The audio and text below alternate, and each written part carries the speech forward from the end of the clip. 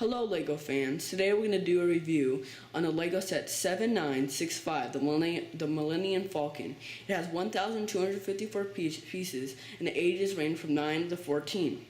It is a LEGO Star Wars set and came out in late fall 2011. This set is based on the duel between Obi-Wan Kenobi and Darth Vader in the hangar bay of the Death Star, where Obi-Wan meets his fate and they quickly escape the Death Star in the Millennium Falcon. Yeah. This is not the first Millennium Falcon set. The first one was based on Episode 5, The Empire Strikes Back. It is where Han Solo, Princess Leia, and C-3PO escape out of the Hoth base and nearly make it out because Darth Vader's after him. Yeah, and then the next one came out in 2007, I believe. It was much bigger than this one. I think it had over 5,000 pieces. And but this one also has many features that the other one doesn't. So now let's take a look at this amazing LEGO set. Now here we go. Dun, dun, dun, dun. Okay, here's the Millennium Falcon set that you've all been waiting for. And now let's take a closer look. First, let's start out with Luke Skywalker. Luke Skywalker is a new addition to LEGO. He has his robe on, like usual, but he also has an interesting facial expression that has never been on the LEGO sets previous to this one. Have a look. First, you can see his angry face from when Obi-Wan was killed. That's why he's upset. Then you can also see this. You simply take off his hair, twist his head so there's a blast shield, like so, and then you put on his helmet. So, have a look at that. So that's his training face. Because in the movie he had that little orb that was buzzing around and he kept on blocking its electrical blast with a lightsaber while Obi-Wan was trying to train him. So that is a very cool feature with this new addition to LEGO. Now let's go on to Princess Leia. Princess Leia is also new to this set because of her new face feature, which is not seen in the other LEGO sets. It's just like Luke Skywalker, except simpler. Right now, you see her smiley face, and then all you do is turn the head, like so, and then put the hair back on. And then there's her angry face. And then she has her shawl, which she has in New Hope, like usual, and it's not too much different from the original. Here we have Han Solo. He is very important to this LEGO set because he's the captain of the ship. And he is also a little bit new to LEGO. Number one reason is because of his pants color. And normally his pants color is brown, but his pants color is dark blue, even though it's kind of hard to see because of the lighting. And he has a regular face, there's no turny things, and he's just basically a normal addition to LEGO. Here we have Chewbacca and his bowcaster blaster. He is not new figure to LEGO. You can see he has its bullet ring around him, and he has that blaster seen in the movie. His top comes off just like this. You just basically take it off, like so. Let's put it back on. Yep, and that's Chewbacca. Nothing extraordinary. Here we have Obi-Wan Kenobi in his Jedi outfit. You can see his blue lightsaber on his right, and he also has a hoodie. The hoodie could easily be taken off by just doing this, and then you see his bald head. But in the movie, he doesn't have a bald head, which is kind of weird. And if you look carefully, you can also see his beard and his bushy eyebrows and stuff, a character of Obi-Wan. Finally, we have the Sith Lord Darth Vader in his black cape and black outfit. You see on his right, he has his red lightsaber, which he uses to duel Obi-Wan in Obi-Wan's last moments. He has his chest plates with his control panels, and he also has a cool feature, which is in most Darth Vaders, where you take off his helmet, and then you see his scarred face, which I think is pretty cool. Just like from the movie Return of the Jedi, the 6th Star Wars movie, where Luke removes his face mask. But yeah, you can just look at it right there. You see Darth Vader in the same outfit lots of the times, but it's nice to have Darth Vader in the set. Here's a view of the front of the Millennium Falcon. Here we see the key feature of the framework that sticks out in two triangles with a rectangular gap in the middle. It also has small circular electronic panels that go across the front of the ship. And we have the cockpit with the transparent plastic where you can see the Lego figures inside. And it's a pretty cool front view. Now if you go a little bit to your right, you can see the radar dish on the top. It's mobile, it can spin, turn, just like that. It's pretty cool.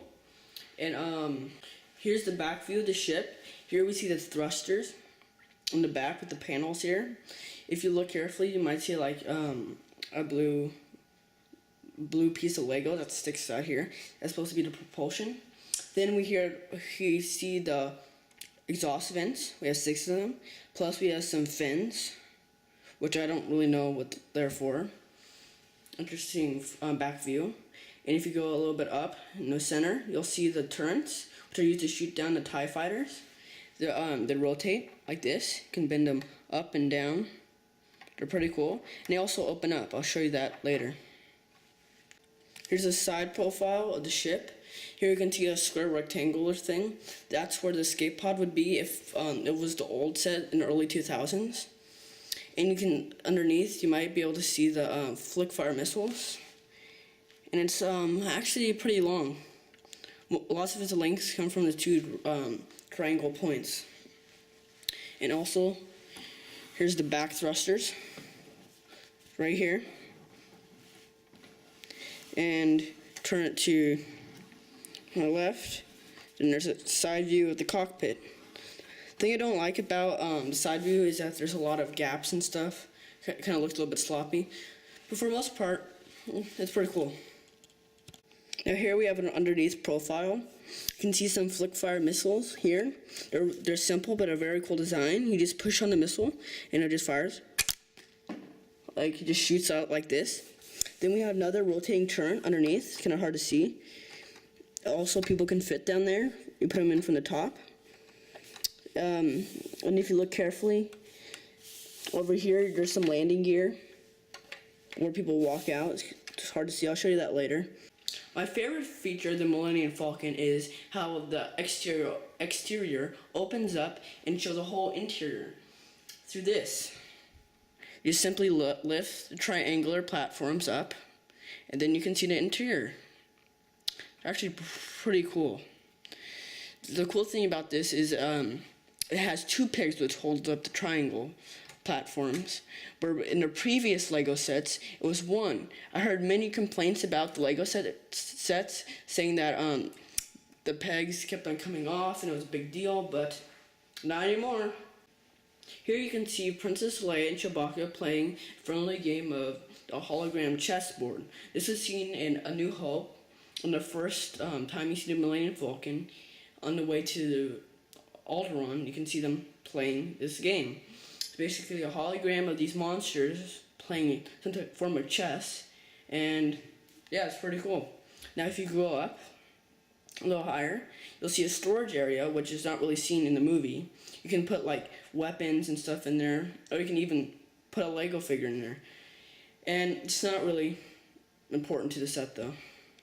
Here you can see the auxiliary control room where Han Solo says his famous line, "Ancient weapons and hokey religions are no match for a weapon at your side, kid." Yeah, it's a pretty cool line. And he basically like monitors the Millennium Falcon to see like temperature and stuff like that. And I love the design. The only bad thing about it is the stickers were kind of annoying. But besides that, it was pretty cool. Now over here you can see a smuggling compartment where in the movie Han Solo, Obi-Wan Kenobi, and Luke Skywalker, and Chewbacca hide in the storage compartment so that the bad guys don't find them. And it simply opens up like this. You just open it up.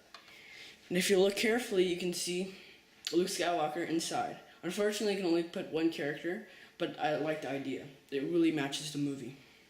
Next to the storage compartment, you can find a bunk room where there's 2 Lego beds where the minifigures just rest on. It's kind of, it's not in the, never seen in the movie. It's kind of hokey little thing. They should have added something else in there. Just take them off. To the very back of the Millennium Falcon, you can find the engine room. This is where you find Han Solo that was fixing the ship in Episode 5, The Empire Strikes Back. It's a lot smaller than you see in the movie, but still pretty cool. The downside, the engine things aren't really connected that well, but it's nice to have in the movie. It's also seen, I think, in the prior set, I think the 2002 set of the Hoth Millennium Falcon. Here's a training room where Luke Skywalker is training to become a Jedi with the lightning orb. So that's why he has the blast shield and the helmet on. Then there's Obi-Wan over there watching him next to a storage compartment where there's wrenches, like this wrench, and you can also put weapons and stuff in there. So that's a cool feature, and I like how they put it in the Millennium Falcon and put the blast shield on Luke Skywalker's face, which I thought was pretty cool and probably rose the value of the Millennium Falcon. The next feature I'm showing you is actually pretty crummy. It's where the stairway drops down where the characters can walk out. And look, so you just push down, it opens, then the character comes out. The problem is the overhang blocks the exit, so it's hard to get the characters down. And also another problem is it's hard to get them out. And then you have to put your hand underneath, push it up. It's just a hassle. They could have made it so much easier. Now let's get on to the cockpit. At first glance, it's really cool. I love the transparency, how you can just look into the characters. There's no stickers, easy. And then you just open it up like this. You just grab it. It slides open. Pretty simple, pretty good. Then here's Han Solo. Right here, driving the thing. The problem is, it can only fit one character. And two, if you try really hard. It's just like, with the crossbow and everything, it's just really hard to get two characters in there. It was not very spacious. The detail in the front, which you probably can't see right now, but it's pretty good. But then it's kind of hard getting it back on. It's just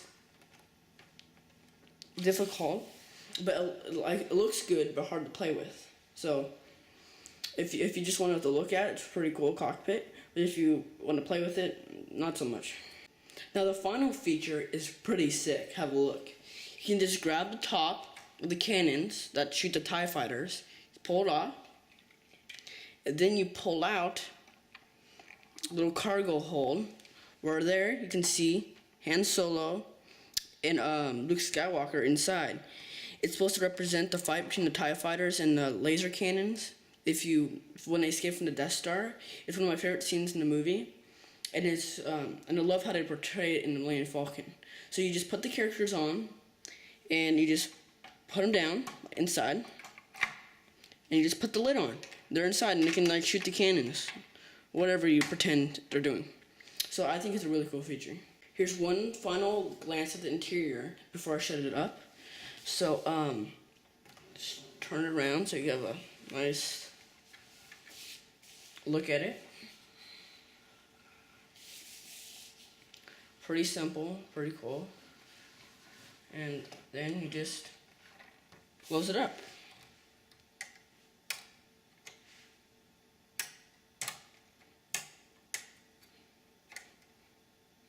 Oh, by the way, this has to always go on first, which is kind of annoying.